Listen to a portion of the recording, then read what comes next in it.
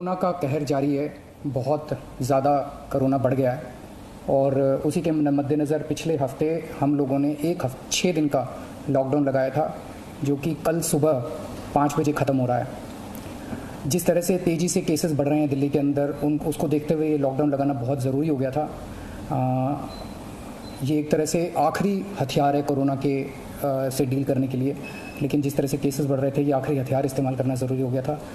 लेकिन अभी भी कोरोना का कहर जारी है और कोरोना कम नहीं हो रहा। तो इसीलिए उसके मद्देनज़र कई लोगों के भी, जनता के बीच में भी जब हम लोगों ने बात करने की कोशिश की, सबका मत यही है कि लॉकडाउन को भी और बढ़ाना चाहिए। तो लॉकडाउन को दिल्ली के अंदर 1 हफ्ते के लिए और बढ़ाया जा रहा है, अगले सोमवार को सुबह 5 बजे तक के लिए। इस दौरान हमने देखा, लॉकडाउन के दौरान की संक्रमण दर, पॉजिटिविटी रेट जिसको कहते हैं, ये लगभग 36-37% तक पहुंच गई।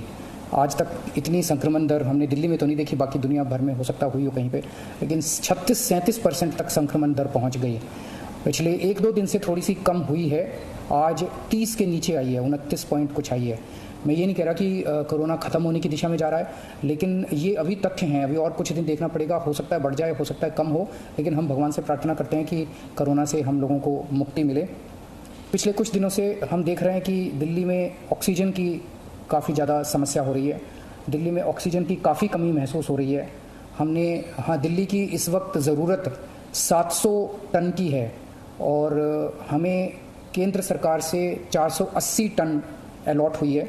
कल 10 टन और अलॉट किया केंद्र सरकार ने, 490 टन अब दिल्ली को अलॉट हुई है। लेकिन ये पूरी अलॉटमेंट भी अभी दिल्ली में नहीं आ रही है, इसका भी काफ़ी कम, एक तरह से कल 330-335 तक ही दिल्ली पहुंची है। तो 700 टन की ज़रूरत है इतने कोरोना की महामारी में, उसके मुकाबले में 330-335 ही पहुंच रही है।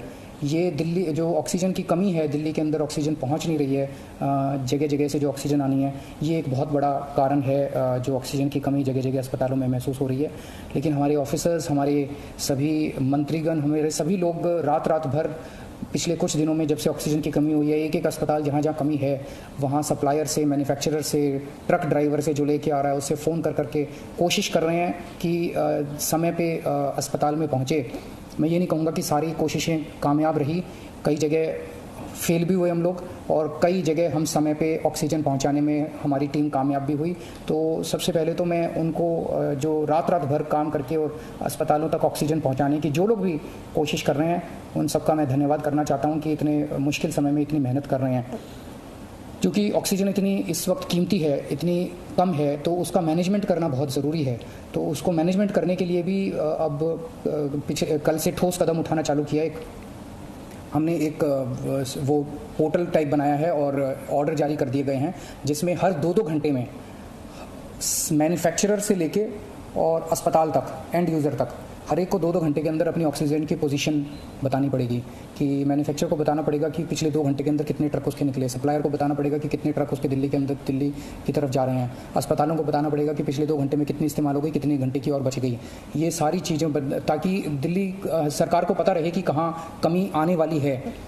तो इसके अलावा केंद्र सरकार से काफ़ी सहयोग मिल रहा है। कल भी पूरा दिन केंद्र सरकार के अलग अलग मंत्रालयों के साथ हमारे ऑफिसर्स की टीम बैठी रही, और दोनों टीमें, केंद्र सरकार और दिल्ली सरकार, अच्छे से मिलकर काम कर रही हैं और कोशिश की जा रही है कि जो भी सप्लाईज आने में दिक्कत हो रही है, उन दिक्कतों को दूर किया जा सके।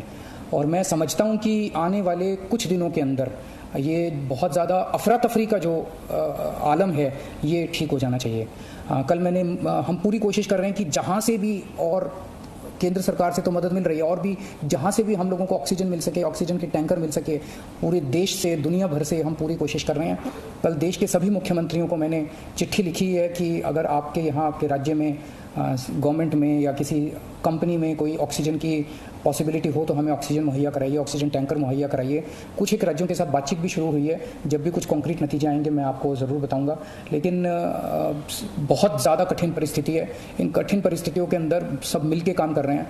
मैं उम्मीद करता हूँ कि ये जो इतनी बड़ी इमरजेंसी क्रिएट हो गई है, इससे हम लोगों को जल्द छुटकारा मिलेगा। बहुत बहुत शुक्रिया।